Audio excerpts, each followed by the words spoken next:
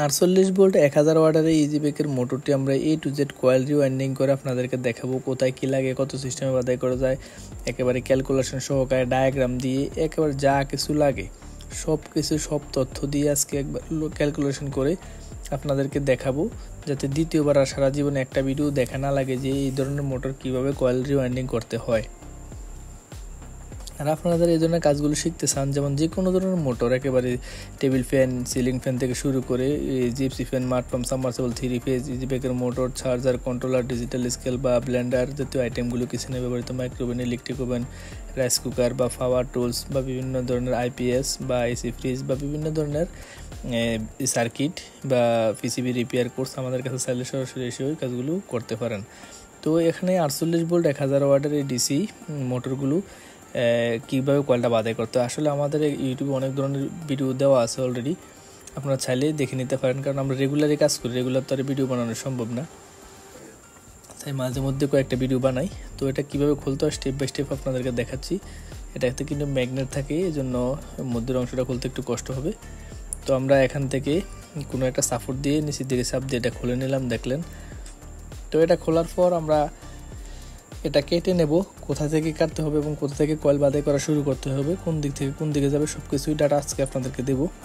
দেখুন এখানে এই শর্ট কানেকশন, এটা 3 ফেজের মোটর এগুলো। তো এই যে দেখছেন দুইটা তারা একটা স্লট দিয়ে বাইর হয়েছে, এই স্লটের জায়গা থেকে আমরা কয়েল বাদাই করা শুরু করব। এই জন্য আমরা এখানে একটা মার্কিং করে দাগ দিয়ে রাখবো, যাতে এখান থেকে আমরা কয়েল বাদাই করা শুরু করতে পারি। তো এখানে দেখুন এই 3টে আছে, এগুলো কেবল কানেকশন 1 2 3, হাতে বাকি 3টা হলো শর্ট কানেকশন। তো এখান থেকে আমরা কয়েলগুলো খুলতে পারতেছি না, এই জন্য আমরা ডায়াগ্রামটা দেখাচ্ছি, এগুলো কেটে ফেলবো। এখানে দেখুন কেবল বাইরে হওয়ার জায়গা এবং আইসির লাইনটা বাইরে হওয়ার জায়গায় এখানেও আছে দেখুন। তো এখান থেকে আমরা এই 1 নাম্বার বাদাই করেছি, দেখুন শুরু করছি এখান থেকে বাদাই করে 2টা স্লট খালি রেখে 3 নাম্বার কয়েলটা আবার বাদাই করেছি, ঠিক সেমভাবে এখন আমরা প্র্যাকটিক্যালি দেখব। তো দেখার আগে এখান থেকে দেখুন আমরা কয়েলগুলো কীভাবে কেটে ফেলছি। সেনা দিয়ে আমরা কয়েলগুলো কাটতে পারি, অথবা আমরা চাইলে গ্যানিং মেশিন দিয়ে এভাবে কাটতে পারি। তো গ্যানিং দিয়ে কাটার পর আমরা এদিক দিয়ে বেল্ট বা কোনো নাট বা কিছু দিয়ে এখান থেকে হাতুড়ি দিয়ে বাড়ি দিলে কিন্তু কয়েলগুলো খুলে যাবে। তো এটা হলো সহজ পদ্ধতি। তো আমার ভিডিওগুলো দেখলে আপনারা দ্বিতীয়বার আর কোনো ভিডিও দেখা লাগবে না আশা করি। তো আমরা এগুলো কেটে ফেলেছি, এখন কাটার পর আমরা কিন্তু অবশ্যই ডাটাগুলো খেয়াল রাখতে হবে। তো এখান থেকে আমরা এটা খুলে ফেললাম, দেখুন এইভাবে দেওয়াতে এদিক দিয়ে তারগুলো বাইর হয়ে আসছে। তো এখান থেকে আমরা এই স্ক্রু ড্রাইভার দিয়ে আলগা করে নিলাম তারগুলোকে। এখান থেকে যে কোনো একটা কয়েল নিব, নিয়ে গণবো কতগুলো তার ছিল। তো এখান থেকে একটা তার নিছি, নেওয়ার পর এখানে আমরা গণে দেখবো কত পিস তার আছে। তো এখানে দেখুন এই কেবল কানেকশন ছিল এখানে 12 পিস, মানে 12টা তার একত্র করে কয়েলগুলো বাদাই করছে। এই কেবলের কানেকশনগুলো হলো 12 পিস, আর এখানে আছে মোট 132 পিস তার।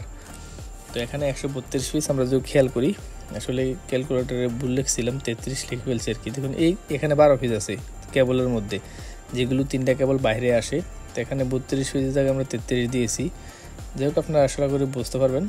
32 ভাগ দিলাম এবং 33, তো 33 ভাগ 12 আমরা এখানে 11টা ফেন্স, মানে 11টা আন দিতে হবে। এখানে আমরা কয়েলটা বাদাই করার সময় 11 ফেন্স দিতে হবে। তো তারগুলো পাইছি 25 নাম্বার তার, আসলে বিস্তারিত আমরা পরে দেখব। এখান থেকে দেখুন ফাইবারটা কীভাবে ঢুকাতে হয়। ফাইবারটা হলো 10 নাম্বার হিটপ্রুফ ফাইবার, এগুলো আসলে কিনতে পাওয়া যায়, এগুলো প্রায় 1000-1200 টাকা কেজি। তো আপনারা এই কয়েলটা বাদাই করতে দেখুন, আপনারা যদি এই পেপারটা এরকম পরিমাণে বাড়তি নেবেন একটু। তো নেওয়ার পর আমরা এখন ডায়াগ্রাম দেখব কোথা থেকে শুরু করব। দেখুন এখান থেকে 1 নাম্বার কয়েল শুরু হবে। এখান দেখুন আইসির স্লট, মানে আইসি এবং কেবল বাইর হওয়ার জায়গাটা।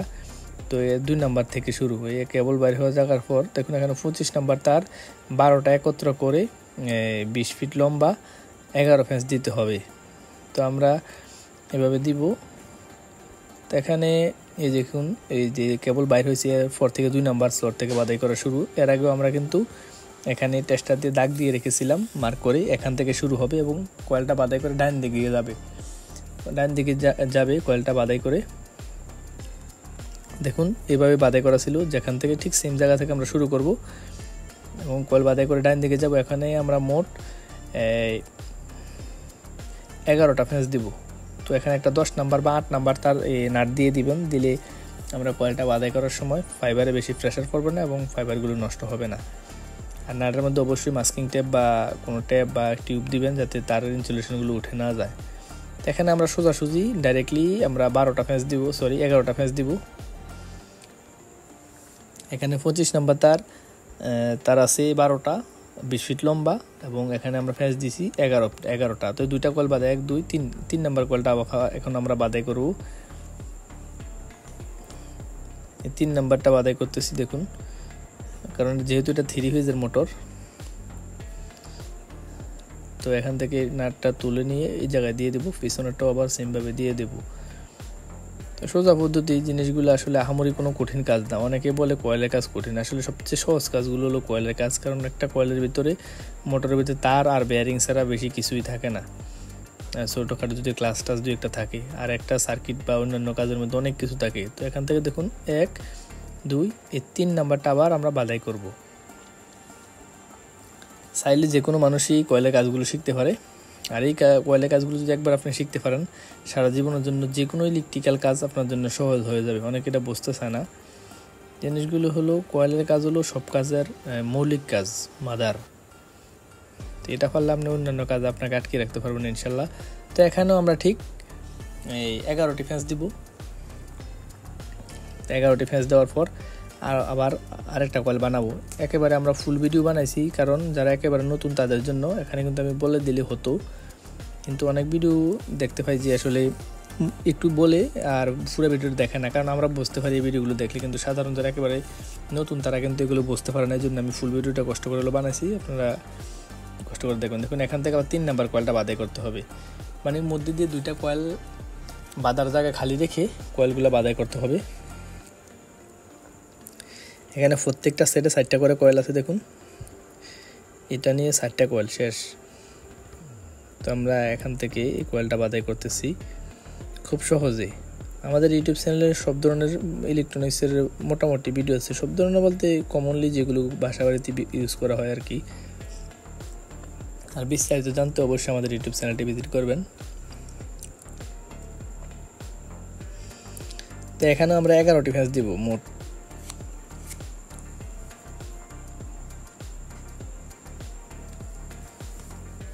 তো একটা করে 11টা ফেজ দিবেন। দেওয়ার পর আমাদের কয়েল দেখুন, কয়েলটা বাদাই করা শেষ, মানে একটা সেট শেষ, এরকম আরও 2টা সেট লাগবে।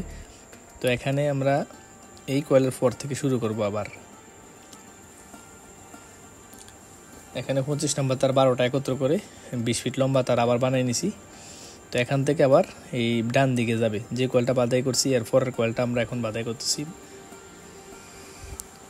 সোজা হিসাব, সোজাভাবে আপনারা ওই কয়েলগুলি আমার ভিডিওগুলো দেখে দেখেও বাদাই করতে পারেন। আর অবশ্যই আপনারা কয়েলগুলো খোলার সময় ডাটাটা অবশ্যই খেয়াল রাখবেন, কত নাম্বার তার দিয়ে কত ফেজ ছিল এবং কতগুলো তার একসাথে বাদাই করা ছিল, সব কিছু এগুলো আগেই খেয়াল করতে হবে। কখনোই এগুলো খেয়াল না করে আপনি কয়েল বাদাই করতে যাবেন না, তা না হলে কিন্তু বিপদ হতে পারে। তো দেখুন এই 3 নাম্বার কয়েলটা আবার বাদাই করব, 3 নাম্বার অথবা যে কয়েলটা বাদাই করা আছে তারপরের কয়েলটা। সবসময় আমি বলি অবশ্যই যে কয়েলটা বাদাই করবেন এই কয়েলের ডাটা খেয়াল রাখবেন, কত ফেজ ছিল, কত নাম্বার তার ছিল, কয়টা করেছিল, অবশ্যই এটা খেয়াল রাখতে হবে। আর না হয় কিন্তু মনে করেন কেউই এগুলো ডাটাগুলো দিবেন আপনাকে, ইভেন আমাকেও যদি জিজ্ঞেস করেন তাও আমিও কিন্তু ডাটা দিব না। অবশ্যই খেয়াল রাখবেন, কারণ এক এক কোম্পানি এক এক রকমের মোটরগুলো বাদাই করে, যেটা যেই রকমের বাদাই করা ছিল সেমভাবে বাদাই করলে সবচেয়ে ভালো হয়। দেখুন এখানে আবার যে কয়েলটা বাদাই করা আছে এর পরের কয়েলটা বাদাই করব, মানে 3 নাম্বারটা। তো খুব সহজে আমাদের কয়েলগুলো বাদাই করা হয়ে যাচ্ছে দেখছেন। আসলে কয়েলের কাজটা তো একটা কঠিন না, মানে যত কঠিন মনে করে। আমার ইউটিউব চ্যানেলে আপনারা ভিজিট করলে দেখবেন যে আমি কত ধরনের কাজ করি। আমার কিন্তু মেইনলি প্রধানত যে কাজগুলো শিখছিলাম সেগুলো কিন্তু কয়েলের কাজে ছিল। আলহামদুলিল্লাহ আস্তে আস্তে করে আপনাদের দোয়ায় এই কাজগুলো এখন শিখছি, শুধু এই কয়েলের কাজের উপর বেস করেই। তো দেখুন এখানে আবার এই যে কয়েলটা বাদাই করা আগে আছে এটার পরের কয়েলটা বাদাই করতেছি, অথবা 3 নাম্বার কয়েলটা, যে কয়েলটা বাদাই করছে এর পরের থেকে 3 নাম্বার কয়েল একটা খালি রাখছি এবং একটা কয়েল বাদাই করা আছে এর পরেরটা বাদাই করছি আমরা এখন। এখানেও মোট 11টা ফেজ দিব। 11টা ফেজ দিলে আমাদের 2টা কয়েলের 2টা সেট শেষ হয়ে যাবে। দেখুন এই দুইটা সেট শেষ। এখন যেটা খালি আছে দেখুন এই কয়েলটা আবার বাদাই করব। তো এখন যেগুলো খালি আছে সেগুলোই বাদাই করব। 25 নম্বর তার 12টা একত্র করে 20 ফিট লম্বা করে 11টি ফেজ প্রত্যেকটা স্লটে আমরা দিব।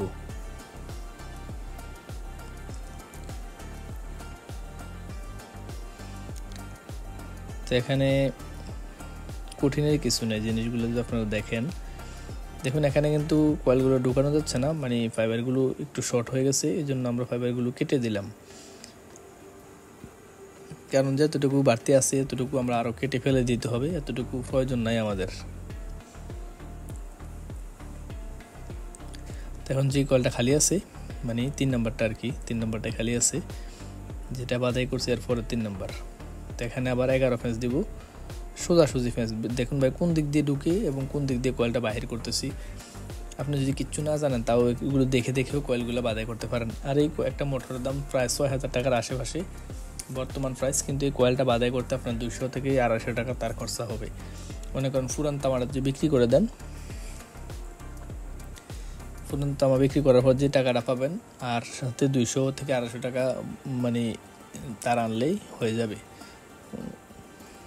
তো একটা কয়েল বাদাই করার রেট 1800 টাকা থেকে 2000 টাকা পর্যন্ত হয়ে থাকে। অনেক জায়গায় 1800 টাকা থেকে 2500 টাকা পর্যন্ত কয়েলগুলো বাদাই করতে পারবেন, কারণ একটা মোটরের দাম হলো 6000 টাকার আশেপাশে। কেউ 2000 টাকা দিয়ে কয়েলটা বাদাই করতে না করবে না, কারণ এগুলো ফিনিয়াম সহজে নষ্ট হয় না, অনেক স্ট্রং ফিনিয়াম এগুলো, প্লাস্টিক না।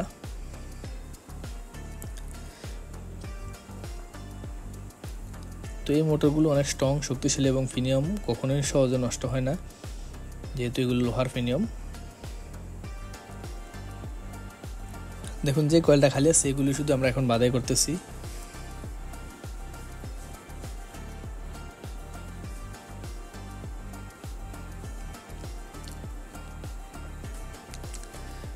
তো দেখুন আমাদের প্রায় ফেজগুলো দেওয়া শেষ। তো এখন যদি আমরা বাকি অংশটা কানেকশন করে দেখাই আপনাদেরকে কীভাবে কানেকশন করবেন, আইসি কীভাবে লাগাবেন, কীভাবে আইসি চেক করবেন। এই যে 3টা শেষের মাথা বাইর হইলো এগুলো আমরা শর্ট কানেকশন করে দেবো, 3 পেজের মতো স্টার কানেকশন। তো এগুলোকে আমরা ইনসুলেশনগুলো উঠিয়ে নেব। আর এই 3টা যেগুলো প্রথম মাথা যেখান থেকে কয়েল বাদাই করা শুরু করছিলাম এগুলো কেবল কানেকশনের জন্য বের হবে। তো আমরা ফাইবারগুলো কেটে নেব। কাটার পর এখানে আমরা বিষয়টা দেখব কি করা যায়। তো ফাইবারগুলো কাটতে আপনারা কেসি ব্যবহার করতে পারেন অথবা অন্য কিছু। আমরা এগুলোর ইনসুলেশনগুলো উঠিয়ে নিয়েছি এখন। আর এগুলো আমরা একসাথে শর্ট করে দেব, শর্ট কানেকশন।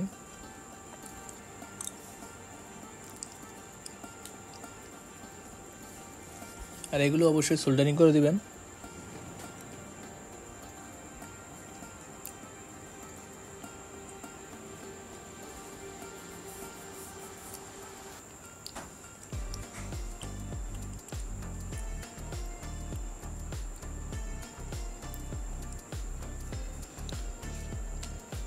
তো এখানে আমরা ফাইবারগুলোতে লক লাগিয়ে দিব যাতে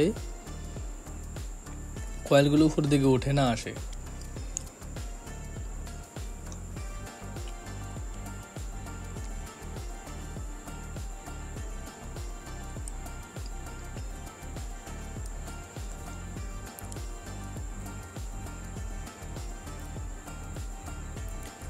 কয়েলে লক লাগানোর সহজ নিয়মটা দেখলেন।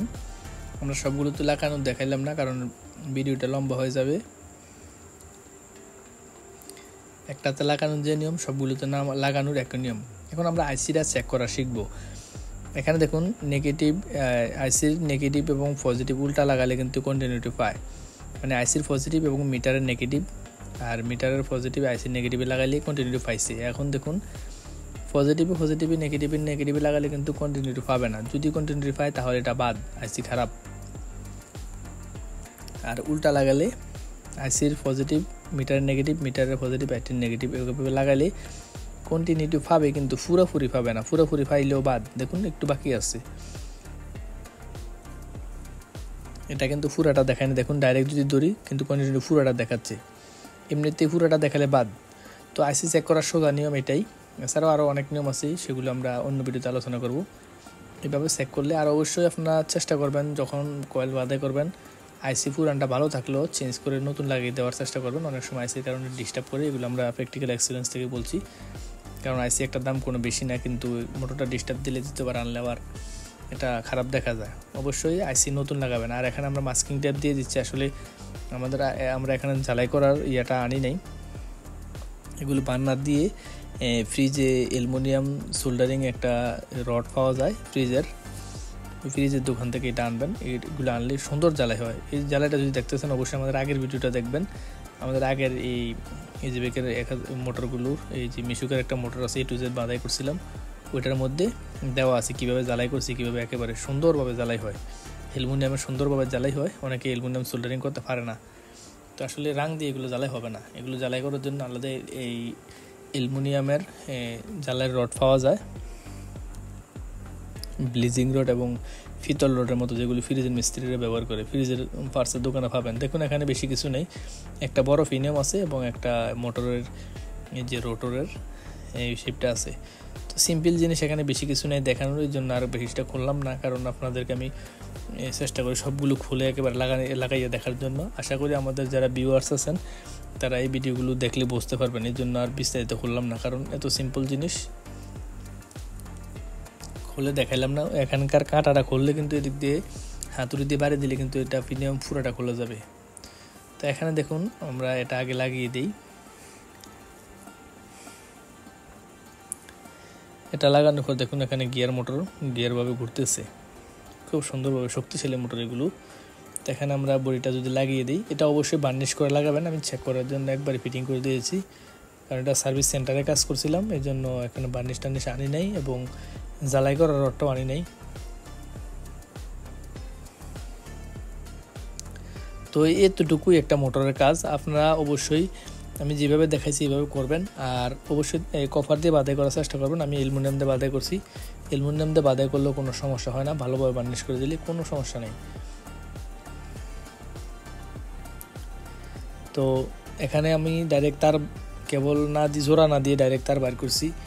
আপনারা চাইলে ভিতর থেকে বাইর করতে পারেন, অথবা কেবল যদি ছোটো থাকে বা অনেক সময় দেখা যায় যে কেবলগুলো ফেটে যায়, ফেটে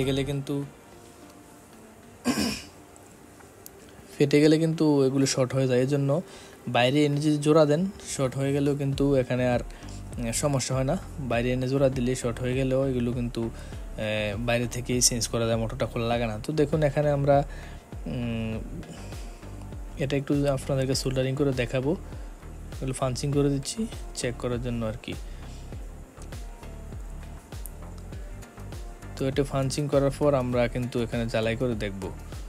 দেখুন সোজাভাবে আমরা এগুলো করতেছি, এখানে কিন্তু আহামরি কোনো কাজ নাই।